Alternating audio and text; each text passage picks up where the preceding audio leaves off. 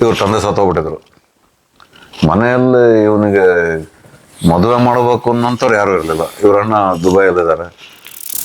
ನೋಡಿ ಅವನು ಮದುವೆ, ಅವನಿಗೆ ನೋಡಿರೋ ಹುಡುಗಿನ ಫಸ್ಟ್ ನಾನು ಹೋಗಿ ನೋಡ್ಕೊಂಬರ್ಬೇಕು. ನೀನು ಅಲ್ಲಿ ಹೆಂಗಿದೆ ಏನು ಅಂತ ಹೇಳಿದ್ಮೇಲೆ ನಾನು ಹೋಗಿ ನೋಡ್ತೀನಿ. ಯಾಕಂದ್ರೆ ನೀನು ಬಂದು ಬೇಡ ಅಂತ ಹೇಳಿದಾನೆ ಅಂತೇಳಿ ನಿನ್ನ ಮೇಲೆ ಇದು ಬಂದ್ಬಿಡುತ್ತೆ. ಬೇಡ ಅದು ನಾನು ಹೋಗಿ ನೋಡ್ಕೊಂಬಂದು ಆಮೇಲೆ ಹೇಳ್ತೀನಿ. ನಿಧಾನಕ್ಕೆ ಮಾತ್ರ ದೊಡ್ಡವರೋ ಸಣ್ಣವರೋ ಅದೆಲ್ಲ ಇಲ್ವೇ ಇಲ್ಲ. ಅನ್ಸಿದ್ದನ್ನು ಎದುರಿಗೆ ಹೇಳೋದೆ. ದೊಡ್ಡವರೇ ಆಗಲಿ, ನೀನು ಅಂದ್ರೆ ನಿಮ್ಮ ಅಪ್ಪ ಅಂತಾನೆ ಅಷ್ಟೇ. ಯಾಕೆಂದ್ರೆ ಇವನು ನನಗೆ ಗೊತ್ತಿದ್ದಂಗೆ ಅವರ ಮಠ ಶೃಂಗೇರಿ ಮಠ. ಅವನು ಯಾವತ್ತೂ ಶೃಂಗೇರಿ ಮಠಕ್ಕೆ ನಾನು ಸ್ವಾಮಿ ಸನ್ನಿಧಾನ ನೋಡ್ತೀನಿ ಅಂತ ಹೋದವನಲ್ಲ. ಇವನು ಅದೆಲ್ಲ ಇಲ್ಲವೇ ಇಲ್ಲ. ಅದು ಪ್ರೀತಿ ಇದೆ, ತೋರಿಸ್ಕೊಳ್ಳೋದು ಗೊತ್ತಿಲ್ಲ. ಸಾದಾ ಸೀದಾ ಮನುಷ್ಯ. ಫೋನಲ್ಲೇ ಪಕ್ಕದಲ್ಲಿ ಇಟ್ಕೊಂಡು ಮಲಗಿರ್ತೀನ, ಅದನ್ನ ಎದ್ದು ಕೂಡಲೇ ಅದು ನೋಡ್ಬಿಡೋದು. ಆವತ್ತಿಂದ ಎಲ್ಲ ಕೆಲಸ ಫುಲ್ ಪಾಸ್.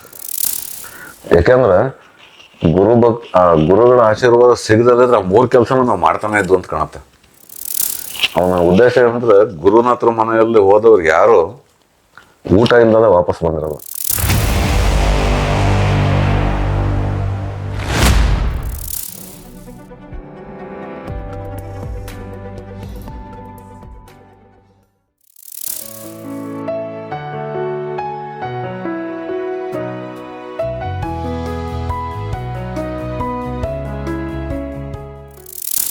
ಅದಾದ ನಂತರ ಬಂದ ಇವನು, ಇವ್ರ ತಂದೆ ಸತ್ತೋಗ್ಬಿಟ್ಟಿದ್ರು. ಮನೆಯಲ್ಲಿ ಇವನಿಗೆ ಮದುವೆ ಮಾಡಬೇಕು ಅನ್ನೋಂಥವ್ರು ಯಾರೂ ಇರಲಿಲ್ಲ. ಇವರಣ್ಣ ದುಬೈಯಲ್ಲಿದ್ದಾರೆ. ಸರಿ, ಎಲ್ಲಿ ಯಾರು ಹುಡುಕ್ತಾರೆ? ಖರ್ಚು ಮಾಡೋರು, ನೋಡೋದಕ್ಕೆ ಖರ್ಚು ಮಾಡೋದಕ್ಕಿದ್ದಾರೆ. ನೋಡಿ ಒಬ್ಳು ಸರಿಯಾದವಳು ನೋಡ್ಬೇಕು. ಅವರು 6 ತಿಂಗಳಿಗೆ 3 ತಿಂಗಳಿಗೆ ಬಂದು 1 ದಿವಸ 2 ದಿವಸ ಇದ್ದು ಅವರು ನೋಡಿ ಮಾಡೋಂತಾರಲ್ಲ. ಪಾಪ ರಾಜ ಆ ಕಡೆ ಬಂದು ನೋಡಿ ಮಾಡ್ತೀನಿ ಅಂತ. ನಾನು ಏನಕ್ಕೆ ಇದನ್ನು ಹೇಳ್ತಾ ಇದ್ದೀನಿ ಅಂತಂದ್ರೆ, ನಾನು ಇವನು ಎಷ್ಟು ಆತ್ಮೀಯರು ಅಂತಂದ್ರೆ, ನೀವು ನಂಬ್ತಿರೋ ಬಿಡ್ತಿರೋ, ಜಗಳಾಡ 6 ತಿಂಗಳು ಮಾತ್ಬಿಟ್ಟಿದ್ದೀವಿ ನಾವು. ಹಿಂಗೆ ಎದುರುಗಡೆ ಹೋದ್ರೆ ನಾನು ಎಕಡೆಗ ತಿರ್ಕೊಂಡು ಹೋಗಿ ಅವನು ಆ ಕಡೆ ತಿರ್ಕೊಂಡು ಹೋಗೋದು. ಕೆಟ್ಟದಾಗ ಅದು ಕೇಳಬಾರ್ದು ಕಿವಿಯಲ್ಲಿ. ಅಂಥ ಮಾತುಗಳು ಬೈಕೊಂಡು ಜಗಳ ಆಡ್ಕೊಂಬ. ಅದೊಂದು 2 ತಿಂಗಳು 3 ತಿಂಗಳು, ಅತಿ ಹೆಚ್ಚಂದ್ರೆ ಒಂದು ಸರಿ 6 ತಿಂಗಳು ಮಾತ್ಬಿಟ್ಟಿದ್ದು. ಆದ್ರೆ ಅದು ನಮ್ಮ ಆತ್ಮೀಯತೆಗೇನು ಭಂಗ ಬಂದಿರಲ್ಲ. ನಾನು ಏನೇನು ಮಾಡ್ತೀನಿ ಎಲ್ಲ ಅವನಿಗೆ ಗೊತ್ತಿರುತ್ತೆ, ಅವನೇನೇನು ಮಾಡ್ತಾನೆ ನನಗೂ ಗೊತ್ತಿರುತ್ತೆ. ಅದು ಎಂಥ ಸಂದರ್ಭದಲ್ಲಿ ಮತ್ತೆ ಸೇರ್ಕೊಂತಿದ್ದು ಅಂದ್ರೆ ನನಗೇನೋ ಬರಬಾರ್ದು ಬಂದಿರ್ಬೇಕು, ಇಲ್ಲ ಅವನಿಗೇನೋ ಆಗಿರ್ಬೇಕು, ಏನೋ ತೊಂದರೆ ಆ ಟೈಮಲ್ಲಿ ಸೇರ್ಕೊಂಡು ಮತ್ತೆ ಮುಂದುವರ್ಕೊಂಡು ಈ ಥರ ಆಗ್ತಾಯಿತ್ತು. ಅಂಥ ಟೈಮಲ್ಲಿ ತಮಾಷೆಗಳು ಹೆಂಗೆ ನಡೆಯುತ್ತೆ ಅಂತಂದ್ರೆ, ಒಂದು ಹುಡುಗಿನ ನೋಡಿದ್ರು. ಫಸ್ಟ್ ನನ್ನ ಆತ್ಮೀಯತೆ ಎಷ್ಟಿತ್ತು ಅಂತ ಹೇಳೋದಕ್ಕೆ ನಾನು ಒಂದು ಉದಾಹರಣೆ ಅಷ್ಟೇ. ಇವನು ಬಂದು ನನಗೆ ಹೇಳ್ದ, ಈಗ ಒಂದು ಹುಡುಗಿನ ನೋಡಿದ್ದಾರೆ, ಅದು ದೂರದಲ್ಲಿ, ಅಲ್ಲಿ ಇದು ದಕ್ಷಿಣ ಕನ್ನಡದಲ್ಲಿ. ನೀನು ಫಸ್ಟ್ ಹೋಗಿ ನೋಡ್ಕೊಂಬ, ಆಮೇಲೆ ನಾನು ಹೋಗಿ ನೋಡ್ತೇನೆ ನೀನು ಹೇಳೋದ ಮೇಲೆ ಅಂತ ಇವನು ಹೇಳ್ದ. ನೀವು ನಂಬ್ತೀರ ಇದನ್ನು? ಈ ಥರದ ಆತ್ಮೀಯತೆ, ನಮ್ಗೆ ಇಷ್ಟ ಆತ್ಮೀಯತೆ ಇದೆ. ಅದನ್ನು ಸರಿ ನಾನು ಹೋಗಿ ಬರ್ತೇನೆ ಅಂತ ₹100 ದುಡ್ಡನ್ನ ಅವನೇ ಕೊಟ್ಟ ನನಗೆ. ನೋಡಿ ಅವನು ಮದುವೆ, ಅವನಿಗೆ ನೋಡಿರೋ ಹುಡುಗಿನ ಫಸ್ಟ್ ನಾನು ಹೋಗಿ ನೋಡ್ಕೊಂಬರ್ಬೇಕು. ನೀನು ಅಲ್ಲಿ ಹೆಂಗಿದೆ ಏನು ಅಂತ ಹೇಳಿದ್ಮೇಲೆ ನಾನು ಹೋಗಿ ನೋಡ್ತೀನಿ. ನಾನು ಹೋದೆ, ಅಲ್ಲಿ ಪಾಪ ಅವ್ರ ಆ ಮನೆಗೆ ಹೋದೆ, ಎಲ್ಲ ಚೆನ್ನಾಗಿ ನೋಡ್ಕೊಂಡ್ರು, ಇಲ್ಲ ಅಂತಲ್ಲ. ನನಗೆ ಯಾಕೋ ಮನ್ಸಿಗೆ ಬರಲಿಲ್ಲ ಆ ಹುಡುಗಿ ಬಗ್ಗೆ, ನನಗೆ ಮನ್ಸಿಗೆ ಬರಲಿಲ್ಲ. ಬಂದವನು ರಾತ್ರಿ ಆಯ್ತು 8 ಗಂಟೆ ಬಂದಾಗ ಇವನು ಬಂದ, ಹೆಂಗಿತ್ತು? ಇಲ್ಲ, ನಮ್ಮ ಮನೆ ಕಡೆ ಎಲ್ಲ ಚೆನ್ನಾಗಿದ್ದಾರೆ, ಬಟ್ ಯಾಕೋ ನನಗೆ ಅಷ್ಟು ಮನ್ಸಿಗೆ ಬರಲಿಲ್ಲ, ನಿನಗೆ ಸರಿ ಅಂತ ಅನ್ನಿಸ್ಲಿಲ್ಲ ಹುಡುಗಿ ಅಂತ ನಾನು ಹೇಳ್ದೆ. ಬೇಡ ಶಂಕರ ಅದು ಅಂತ. ಅದಕ್ಕೆ ಅವನೇನು ಹೇಳ್ದ, ಈ ಆತ್ಮೀಯತೆ ಹೆಂಗಿರುತ್ತೆ? ಬೇಡ ಒಂದು ಕೆಲಸ ಮಾಡ್ತೇನೆ ಹಂಗಾದ್ರೆ, ನಾಳೆ ನಾನು ಹೋಗಿ ನೋಡ್ಕೊಂಬಿಟ್ಟು ಆಮೇಲೆ ಬೇಡ ಅಂತ ಹೇಳ್ತೀನಿ. ಯಾಕಂದ್ರೆ ನೀನು ಬಂದು ಬೇಡ ಅಂತ ಹೇಳಿದಾನೆ ಅಂತೇಳಿ ನಿನ್ನ ಮೇಲೆ ಇದು ಬಂದ್ಬಿಡುತ್ತೆ. ಬೇಡ ಅದು ನಾನು ಹೋಗಿ ನೋಡ್ಕೊಂಬಂದು ಆಮೇಲೆ ಹೇಳ್ತೇನೆ.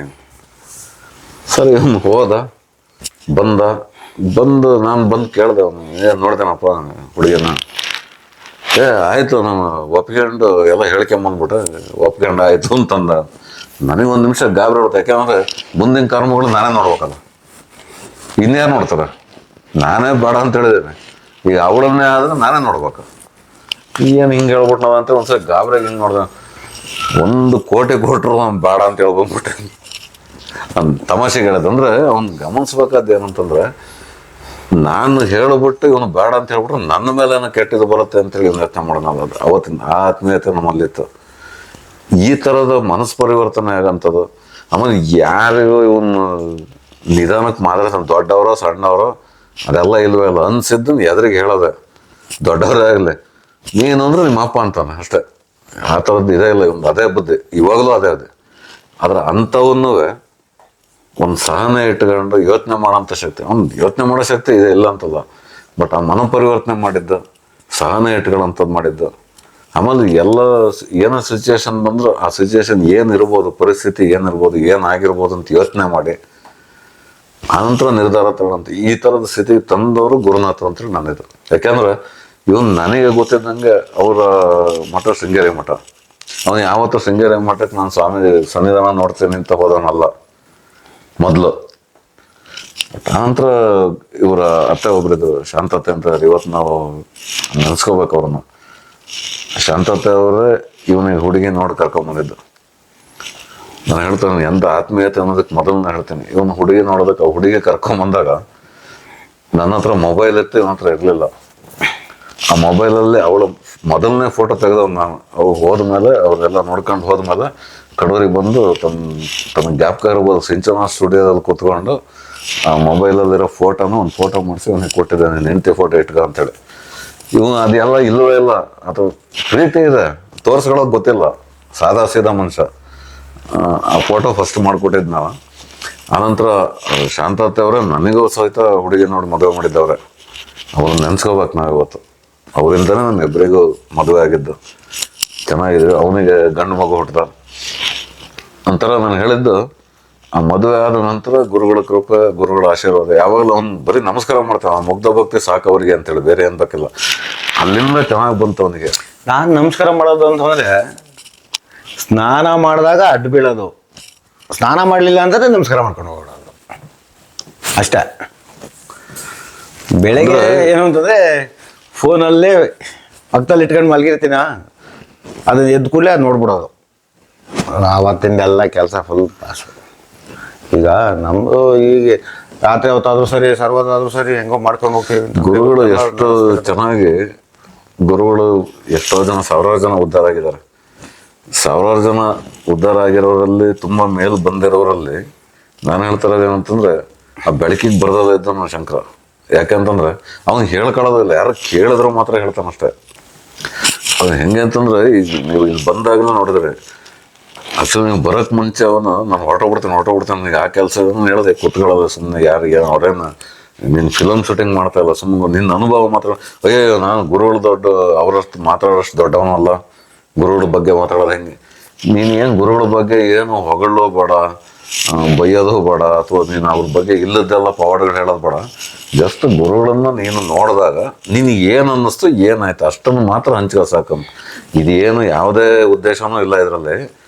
ಗುರುಬಂಧಗಳಿಗೆ ಆ ಅನುಭವ ತಿಳಿಬೇಕಷ್ಟೆ. ಗುರುಗಳು ನೋಡಿದಾಗ ನಮಗೆ ಏನಾಯ್ತು ಅಂತ. ಯಾಕಂದ್ರೆ ಗುರುನಾಥರು ಇದ್ದಾಗ ಎಷ್ಟು ಜನ ನೋಡಿದ್ರು, ಅವರು ದೇಹತ್ಯಾಗ ಮಾಡಿದ ನಂತರ ಅವ್ರ ಭಕ್ತರು ಜಾಸ್ತಿ ಆಗಿದ್ದಾರೆ. ಯಾಕಂದ್ರೆ ಅವರ ಮಹಿಮೆಗಳು ಅಥವಾ ಗುರುವಿನ ಏನಂತಾರೆ ಅದಕ್ಕೆ, ಗುರುವಿನ ಶಕ್ತಿ, ಒಂದು ಚೇತನ ಶಕ್ತಿ ತಿಳಿದವರು ಈಗ ಜಾಸ್ತಿ ಆಗಿದ್ದಾರೆ. ಅವರಿಗೆಲ್ಲ ನಮ್ಮ ಅನುಭವಗಳು ತಿಳಿದರೆ ಗುರುಭಕ್ತಿ, ಗುರುಬಂಧುಗಳು ಜಾಸ್ತಿ ಆಗುತ್ತೆ, ಆ ಸಂತತಿ ಜಾಸ್ತಿ ಆಗುತ್ತೆ ಅನ್ನೋ ಒಂದು ಕಾರಣದಿಂದ ಅವ್ರು ಬರ್ತಾ ಇರೋದಷ್ಟೇ. ನೀನು ಕುತ್ಕೊಳ್ಳೇಬೇಕು ಅಂತ ಹೇಳಿದೆ. ಇಲ್ಲ ನಾನು ಸ್ನಾನ ಮಾಡಿಲ್ಲ, ನಾನು ಎದ್ದೋಗ್ಬಿಡ್ತೀನಿ ಈಗ ಅಂತೇಳಿ ಹೊರಟವನು. ಅಷ್ಟೊತ್ತಿಗೆ ನೀವು ಬಂದರೆ ಇದು ಮಾಡ್ಕೊಂಡ್ರು ಗುರುನಾಥರ ಆಶೀರ್ವಾದ. ಅದಕ್ಕಿಂತ ಗುರುನಾಥರ ಪ್ರೇರಣೆಯಲ್ಲಿ ಅವನು ಮಾತಾಡೋದಕ್ಕೆ ಶುರು ಮಾಡಿದಾಗ ನನಗೆ ಹೆದರಿಕೆ ಆಗುತ್ತೆ, ಅದು ಇದು ತೋದು ನಾವು ಮಾತಾಡೋಲ್ಲ ಅಂತೇಳಿ ಈಗ ಆರಾಮಾಗಿ ಮಾತಾಡ್ತಾ ಇದ್ದೀನಿ. ಇದಕ್ಕೆಲ್ಲ ಕಾರಣ ಗುರುಭಕ್ತರು. ನಾನು ಇನ್ನೊಂದು ಮಾತನ್ನ, ನನ್ನ ಮಾತುಗಳ, ನನ್ನ ಅನುಭವಗಳ ಸಂಚಿಕೆಯಲ್ಲಿ ಗುರುಗಳು ಹೇಳ್ತಿದ್ದ ಮಾತುಗಳನ್ನು ಒಂದು ಮರೆತು ಬಿಟ್ಟೆ ನಾನು. ಈಗ ಅದಕ್ಕೊಂದು ಅವಕಾಶ ಸಿಕ್ಕಿದೆ ಅಂತ ಅನ್ನಿಸ್ತಾ ಇದೆ ನನಗೆ. ಏನಂದ್ರೆ ಗುರುಗಳು ಯಾವಾಗಲೂ ಮರಿಬೇಡ ಅಂತ ಹೇಳ್ತಾರೆ.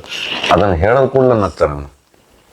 ಯಾಕೆಂದ್ರೆ ಗುರುಗಳ ಆಶೀರ್ವಾದ ಸಿಗದಿದ್ರೆ ಆ 3 ಕೆಲಸನ ನಾವು ಮಾಡ್ತಾನೆ ಇದ್ವು ಅಂತ ಕಾಣುತ್ತೆ. ಮುಂದುವರ್ಸ್ಕೊಂಡು ಹೋಗ್ತಾ ಇದ್ವಿ. ಮರಿಬೇಡ ಅನ್ನೋದನ್ನ ಆ ಗುರುನಾಥರು ಸಿಗೋ ತನಕ ನಾವು ಅದನ್ನೇ ಮಾಡ್ತಾ ಇದ್ದು ಅಂತ ಕಾಣುತ್ತೆ. ಆ ಆಶೀರ್ವಾದ ನಂತರ ನಾವು ಆ 3ನ್ನು ಈಗ ಮಾಡ್ತಾ ಇಲ್ಲ ಅನ್ನೋದು ಒಂದು ನಂಬಿಕೆ ಇದೆ. ಅದ್ರ ಜೊತೆಗೆ ಇನ್ನೊಂದು ಮಾತು ಗುರುಗಳು ಯಾವಾಗಲೂ ಹೇಳೋರು, ಸಂಗ್ರಹಿಸು ಶೇಖರಿಸಬೇಡ ಅನ್ನೋರು. ಶೇಖರಿಸು ಸಂಗ್ರಹಿಸಬೇಡ ಅಂತ. ಇದು 4 ಮಾತು. ಯಾವುದೊಂದು ಸಂಗ್ರಹಿಸ್ಬೇಕು, 2 ಒಂದೇ ಅಲ್ವಾ? ಶೇಖರಿಸೋದು ಸಂಗ್ರಹಿಸೋದು 2 ಒಂದೇ ಅಲ್ವಾ? ಶೇಖರಿಸಬೇಡ ಸಂಗ್ರಹಿಸು ಅನ್ನೋದು, ಸಂಗ್ರಹಿಸಬೇಡ ಶೇಖರಿಸೋನು. ಇದು ಸ್ವಲ್ಪ ಅಕಸ್ಮಾತ್ ಗುರುಗಳು ಇವನ ಇದ್ರೆ ಗುರುಗಳು ಇದಕ್ಕೆ 2 ಒಂದೇ ಮಾತು. ನೀವು ಅದು ಏನು ಹೇಳ್ತಾರೆ ಕರೆಕ್ಟಾಗಿ ಹೇಳ್ರಿ, ಕೇಳ್ಬಿಡೋಣ ಅಂತ ಕಾಣುತ್ತೆ.